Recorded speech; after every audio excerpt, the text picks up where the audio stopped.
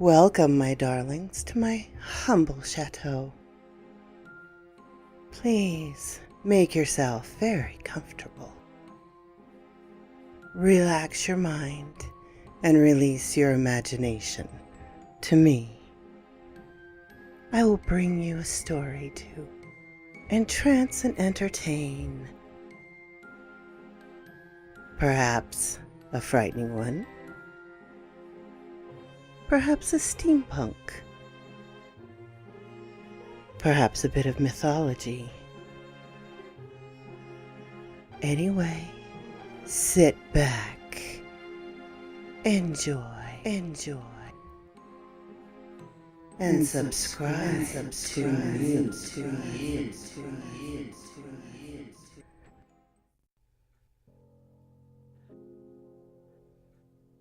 Collected Tales number 12 by Gelfwyn.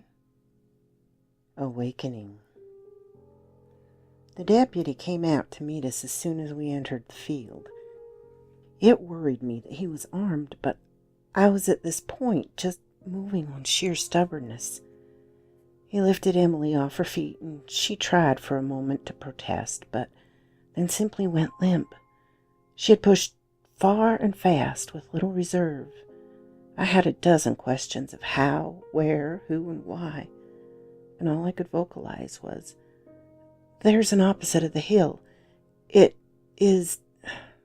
Hell if I know where it is or how we got there." "You two look like a hog dragged you through a swamp." He hefted Emily and tried not to rush me too fast towards Granny's. He was looking all about on full alert. "She did." I nodded ahead at Emily's limp form. Granny was on the porch with a shotgun. I frowned. Had the hunters been here? Were they expected? More questions when we already had a feast of them. I stumbled up the few steps and into the house, not wanting to set my mud-covered body on her furniture. I sank to the kitchen floor, head falling back against the wall and soaking in the heat of the stove. Granny fussed and set out a canvas cloth on the kitchen table for him to place Emily. Something reminded me that more than once that table had people laid out on it. Some she healed, some she prepared for the grave, and right now Emily looked more like a corpse than I liked. The deputy pressed a cup of hot coffee that had the tang of moonshine rising in the scent. I gulped it down, thankful for something to start thawing me out from the inside. Granny was filling a bowl with hot water. She looked to the deputy, then to me. "To the tub with ya.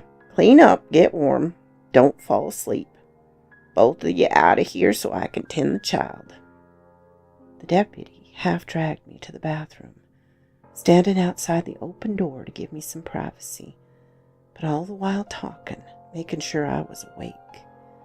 My eyes kept closing, then I would startle awake. I chose to rinse off rather than soak in a bath. The clay mud of the river proved the hardest to remove. Not even the soaking rain had softened it. "Why the guns? The hunters yesterday been here?" "I may have declared war, and something, don't ask me what, said, He paused, seeking the right way to say it. A foulness was coming." I was at least mud-free, not clean. Wasn't going to feel clean for a long time, I thought. "Emily, there were two men, like twins. One was the fox, one was... I can't say, but she wasn't afraid of him. He said she's more than he dreamed she would be."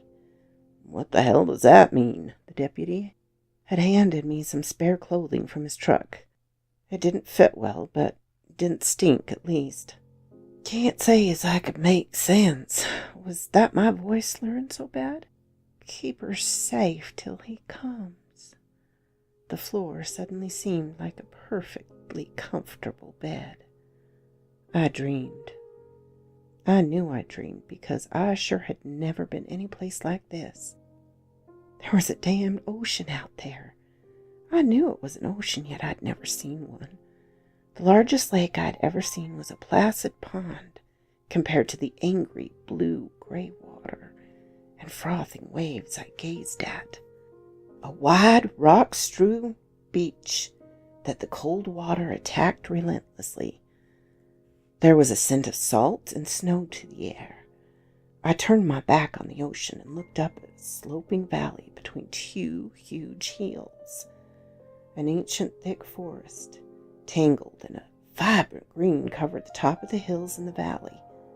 Two paths snaked out of the forest, each coming down one of the two hills. On the left was a dark gravel path, and to the right a golden sand path. Both ended at a huge sort of pillar of stone, some steps in front of me. For that matter, it seemed the left hill was soaked in a shadow and fog. The forest there seemed darker, unwelcoming, and vicious. The meadow on the left hill was dead grass, and snow clung to a few places. The right hill was sunlit. The meadow was vivid, lush green and dotted with colorful flowers. The forest showed dapple sunlight within. It promised birdsong and gentle paths.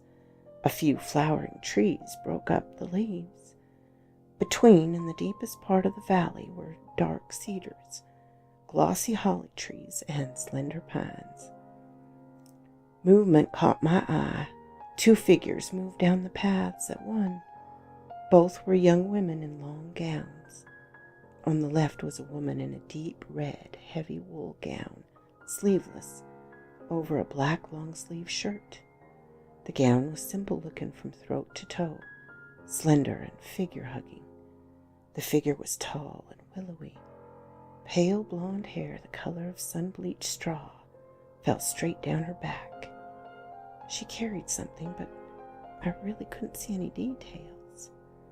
The one on the right, it reminded me of Emily from The Illusion. Black curls crowned with pink and white flowers. The gown was different, a heavy gown of forest green that laced tight to the chest and fell open from the waist. The underdress was white as snow, the sleeves full and puffy, but tight around the wrists. She carried a basket and a staff. As she came closer, I saw that it was the illusion version of Emily. She was smiling softly. The other, now I could see there was a wreath on her head as well, thorns woven with sprigs of bittersweet nightshade, glossy red berries, and bruised colored flowers with yellow centers. Devil's cherries, I find myself remembering the name of that variation of the belladonna family.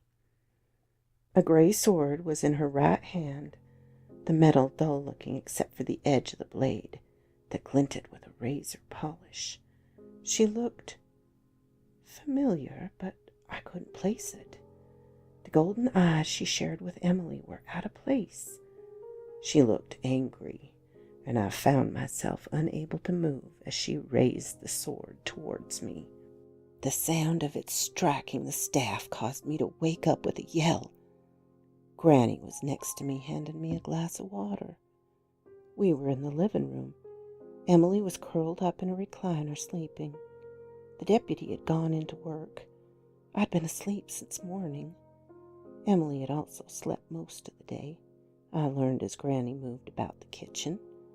A mug of soup was pressed into my hands, and I realized exactly how hungry I was, and a mere mug seemed cruel.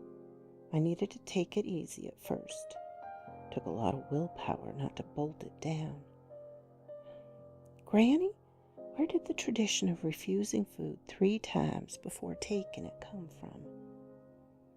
Can't rightly say. Been that way as long as I know. Never take food nor drink till it's been refused 3 times.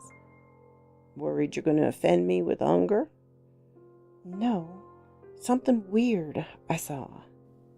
A glass of water offered and refused 3 times. Then the glass was tossed aside, and it seemed to make the person offering happy. You were under the earth when it happened? don't take from the other side lest you stay there.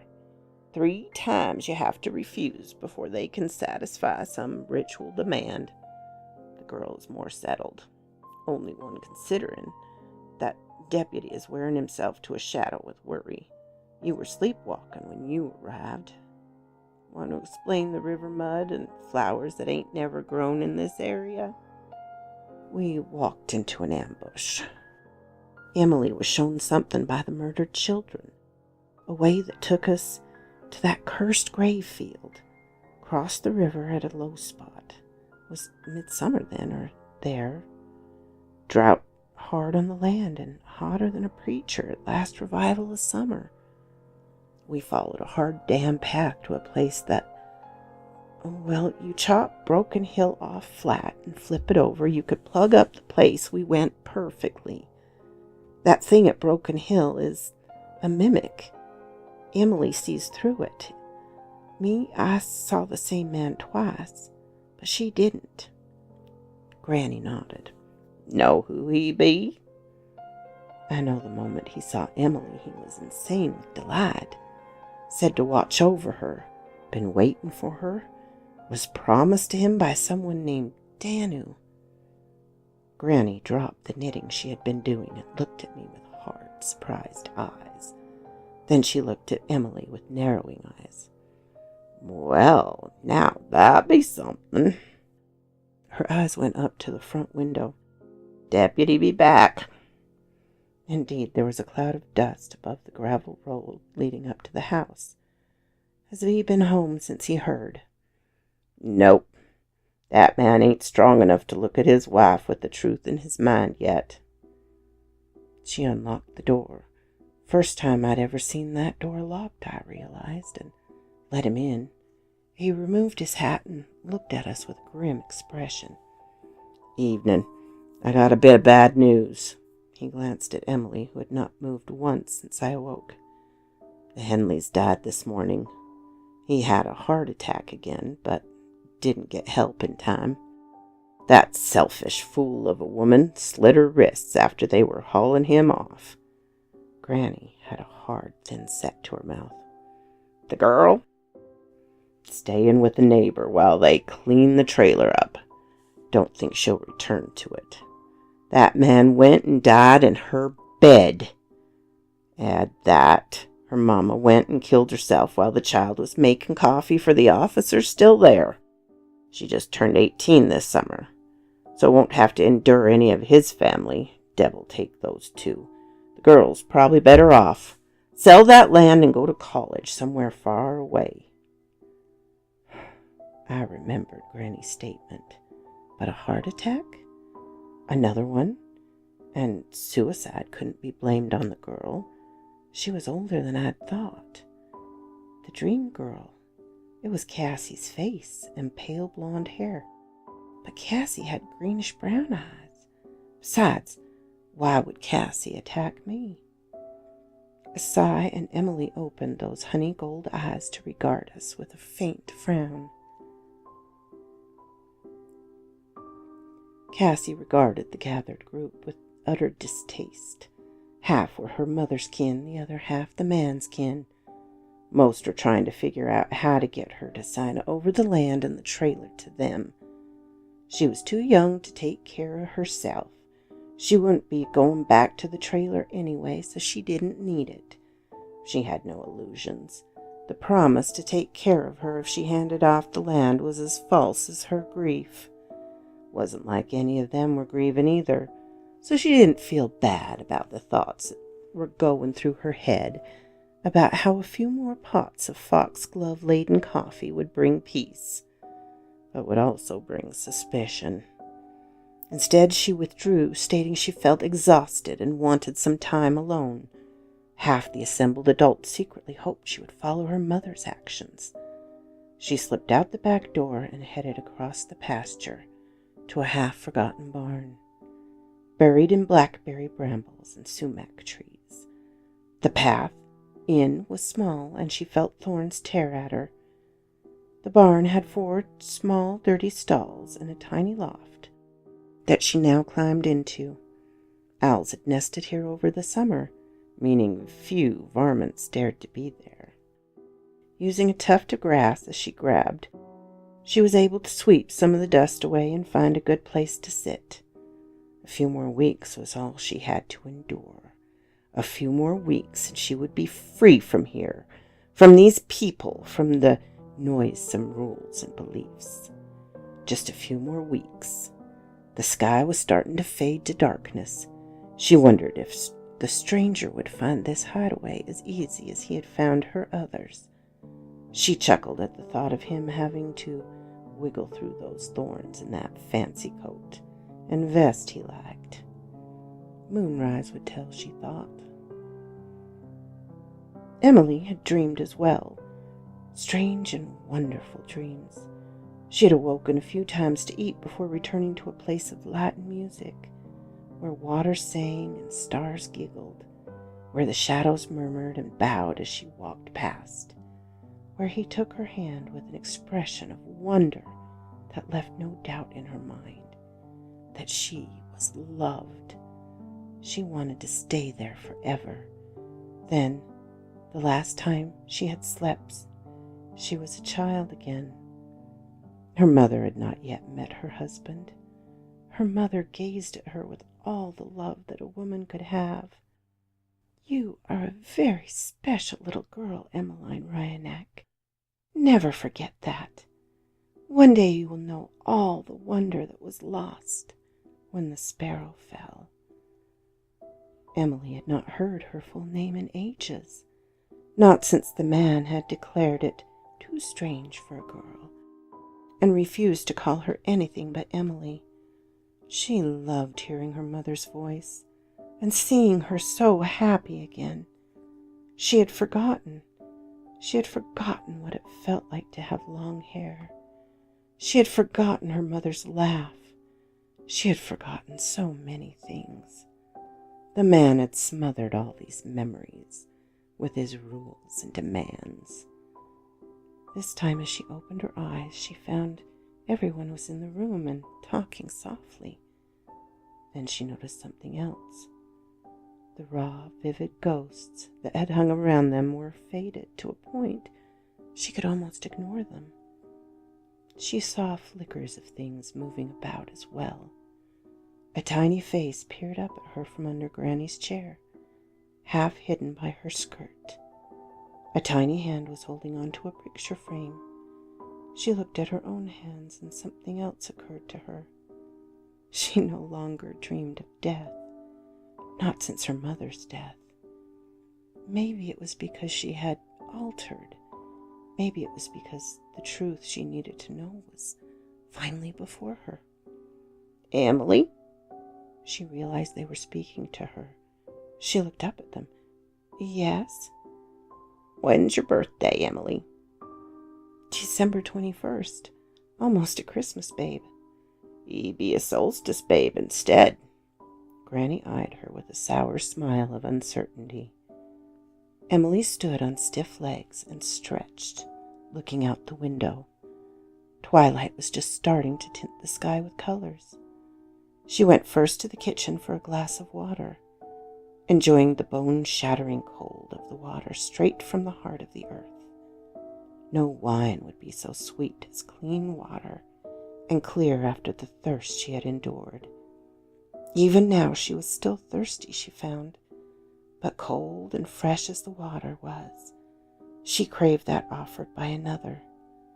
Why had she not reached out and taken that crystal goblet from the tray? She would one day, she thought to herself, and why not now?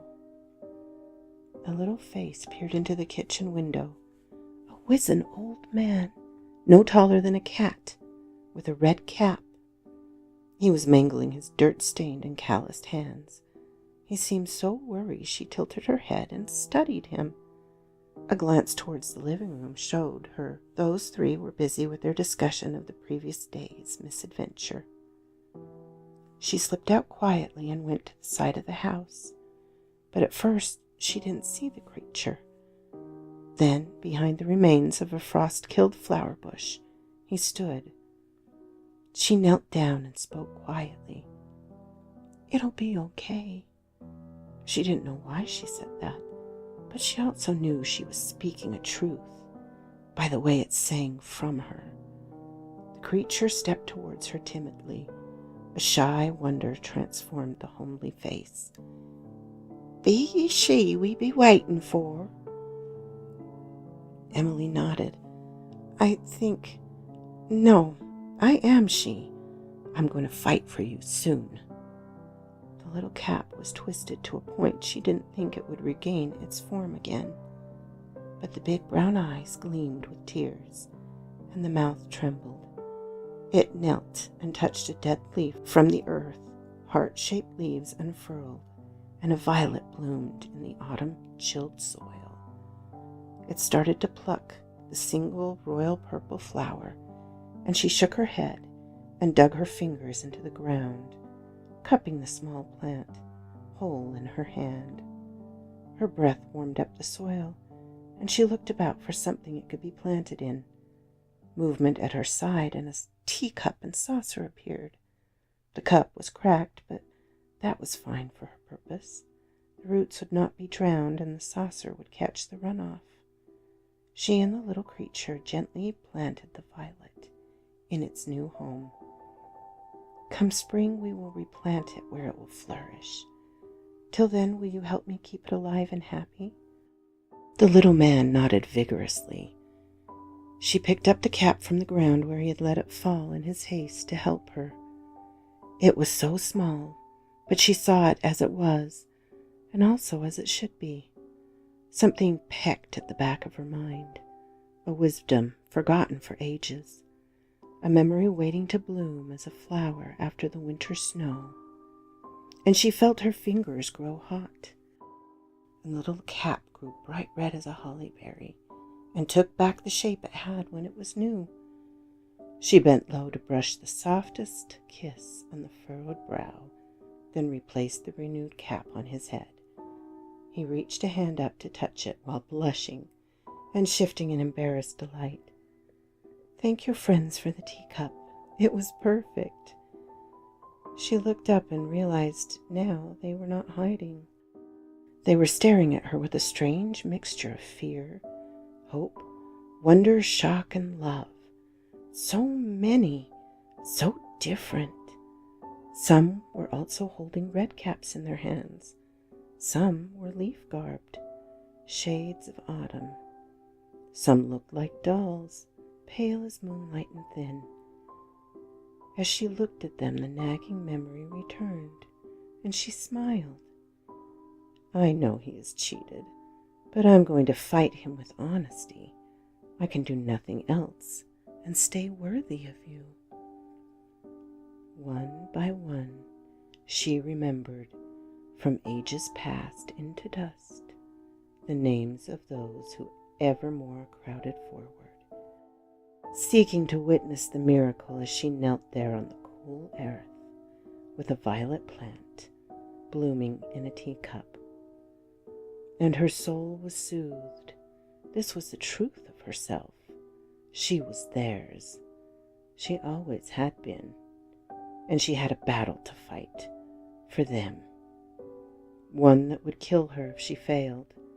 But if it killed her, she would be reborn to them stronger.